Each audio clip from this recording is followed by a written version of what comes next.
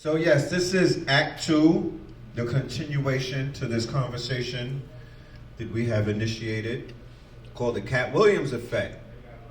You dig? And that was the Katt Williams Effect, by the way. And that was the Katt Williams Effect that we just experienced in real time. So, Kendrick officially won. You know, I don't want anyone to be confused as to what took place. The shift is in the numbers.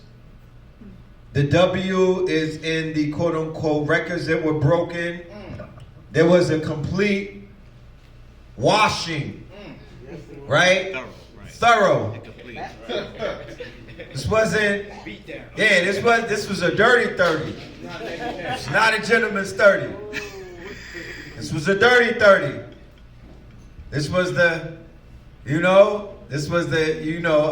100, the Kung Fu flick when they hit you and you got 100 steps and then it's game over after, ooh. Yeah, that was that. Look, finish him. This was a Mike Tyson knockout. This was a Mike Tyson Not the joint that's not gonna happen in a few days, but this was the 90s Mike Tyson knockout. You feel me? 90 seconds in the ring, and it's like this was Larry Holmes. No, remember Michael Spinks when he folded him in 90 seconds? And y'all swore that Michael Spinks, this gonna be the one. And he folded him? That's what this was. Right? And let's make no mistake that even when I was preferencing at the beginning of the battle, I was explaining to people, yo, this is gonna be something, because I coined a frame called the Black Christos Mythos back in February, when I coined February the Black Myth Story Month. And why did I say it was a myth story month? Because we need a mythos. There's no people who don't have a mythos. And the mythos is the thing can unify all of our quote-unquote cultural differences. Because we come from all of these different variants and different schools that need to be respected, because if it offered our people safe passages to get to where they need to be now, I gotta respect it. Like when I see, we in the South, I can't disrespect Christianity in front of Big Mama and them, or Nana and them. I have to figure out a better way to say, yo, what you gonna tell her, that you know something that she don't? And she's the prayer warrior in your family? And she did the heavy lifting? So you can, you know what I'm saying, walk your way up and down the block and choose to cross the street if you want to. She had to do the heavy lifting, so we gotta at least respect the sacrifice that was done to figure it out. And what I'm saying is that he's identifying himself with the messianic forces of a mythological Christos or a Black Christos, right? Us, not them. It gotta look like this, it can't look like homie. You feel me? Who's not even respectful of the creed that he utilizes for his shield and armor. He's not a practicing Jew.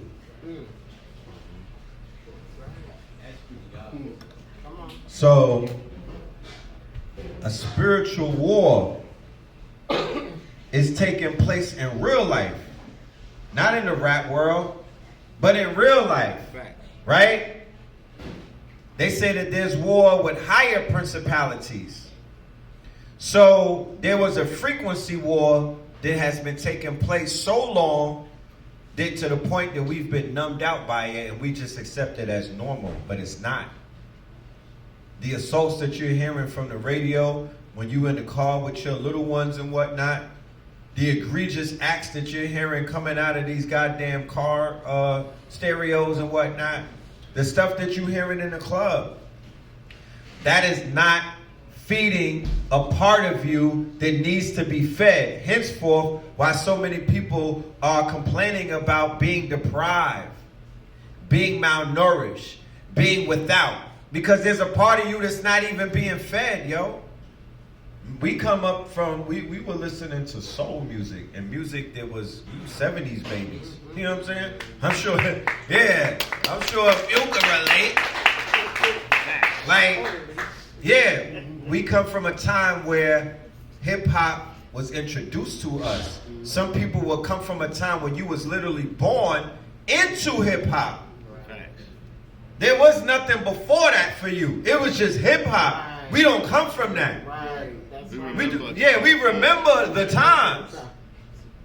And for those who are not born without an option, I'm here to let you know the power of the option, right? So we're left and we're right. We're able to go 0 and 1. Some people just 1. And whatever else new that they bring out. So you're susceptible to anything that they give out here to program you, anything new that they're saying that's attached to some shit that we're letting you know now that we woke up.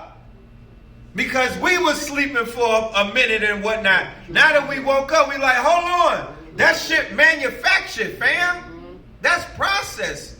It's not higher infinite power healing our people, because theoretically speaking, if you didn't hear them summon that at Yankee Stadium, at Hot 97, if they didn't summon that acronym that I just said, Because it's powerful. they wasn't talking about hip hop. How you gonna leave that out? How you gonna leave that out? Indeed. That's the most important part. That's the mantra. You're supposed to, that's the mantra. That's how you activate it. That's how you activate it. So they were talking about Hip Hop Inc., a collective of good-looking Negroes who are contracted to billion-dollar companies, and about 90% of them are still in debt. No dental insurance, no health insurance, no life insurance, no death insurance, no real assets to actually brag about. No equity, bro. So these companies have been sold, they folded and all kind of stuff. And these artists who built these companies, Larry Cohen had the caucasity to say that Redman saved Def Jam. Redman. You know how long ago that was? That was a minute ago. But for you know him. how pivotal that was? You from Jersey? He could tell you. Yeah, right. right. He ain't lied. That was a slap. And DMX. So these the diamonds in the rough, right? These the babies, once again, that we overlooking, just hanging out on the side of buildings. They got $1 billion tongue. You feel me? These the diamonds in the rough that we overlooking. These the people that we stepping over. You feel me? Lion Cohen is able to see, oh, y'all got diamonds in the hood that you overlooking and overstepping, unrefined. Let me come in there and buy into it on the dime. Polish them. You feel me? And do exactly what he said on Breakfast Club. I gotta feed my family. Right. And what type of appetite your family got after 40 years of feasting? Right. And on Black Diamonds. Right. And that's the same thing that they doing in the Congo. Getting them Black Diamonds. They getting them unpolished stones, and they say, I can do something with that. Y'all don't know what y'all got. Y'all walking over there? Y'all kicking that? That's what the Oppenheimers and the De Beers did, and they all the same people. Going back to what I was saying and what Ye was trying to put you on to. These all the same tribe. So they pillaging South Africa. They pillaging the continent. They pillaging the Congo. They pillaging South America and Haiti, the Caribbean, Jamaica, Dominican Republic, U.S. How is it wherever you see the Holy See, you got the one-eyed man, the blind ruling the land, right? Wherever the Holy See is at, the people is blind. Okay? They selling their daughters. They selling their sons to tourism, right? Wherever they have the church in the center court, where they conquered in the name during what they call the doctrine of discovery. That's a whole nother story. But then again, it's not, because what we're seeing take place in hip hop has to happen in order for the frequency to rise up. And the frequency manifests itself in the human beings like us, right? Super sapiens and whatnot. But it also manifests in miracle.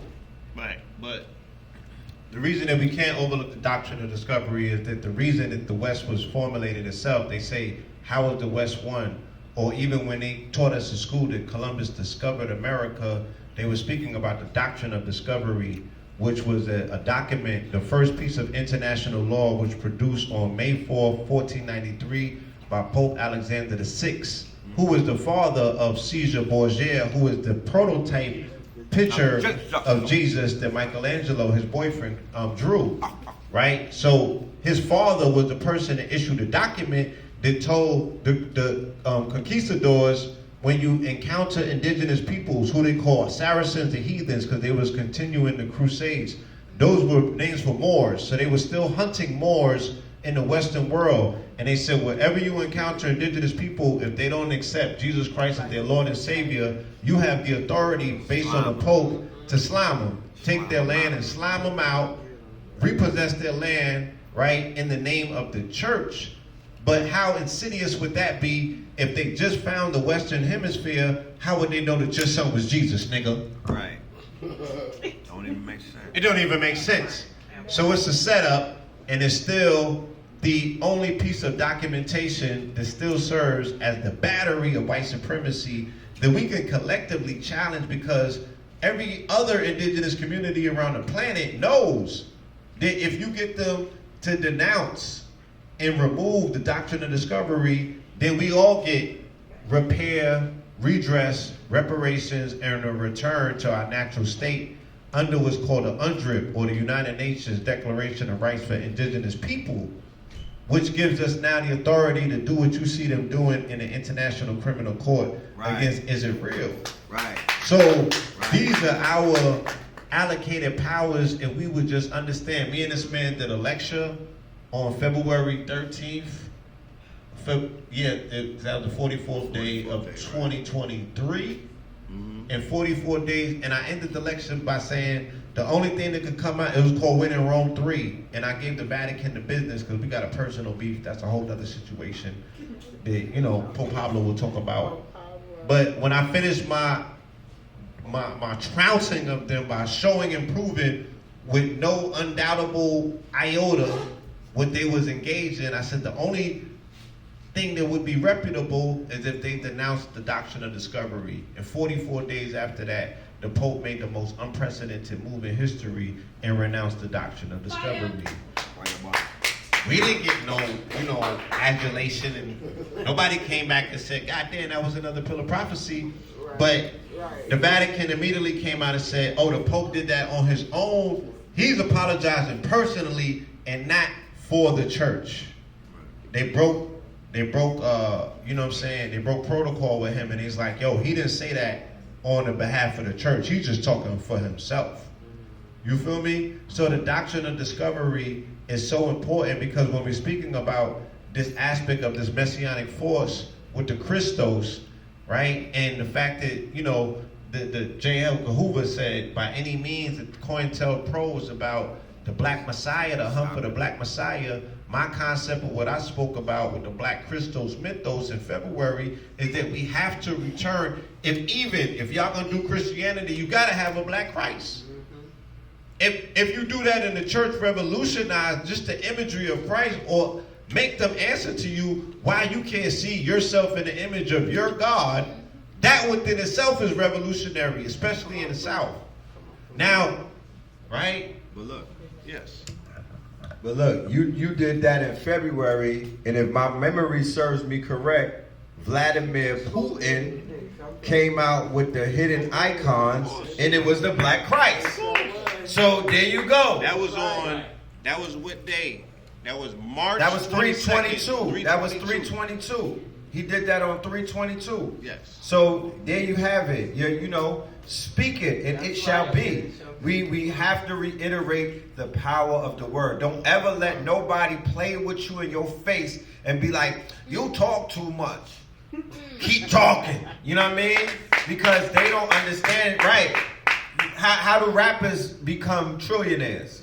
By talking over beats, right? Your talk could be a BMI check. Your talk could be abs cap. Anything that you talk on the internet. That's why I'm doing as much content as I can do. All of this is BMI. All of this is publishing. All of this is gonna feed my children, bro. All of this. Yeah, this is cloth talk.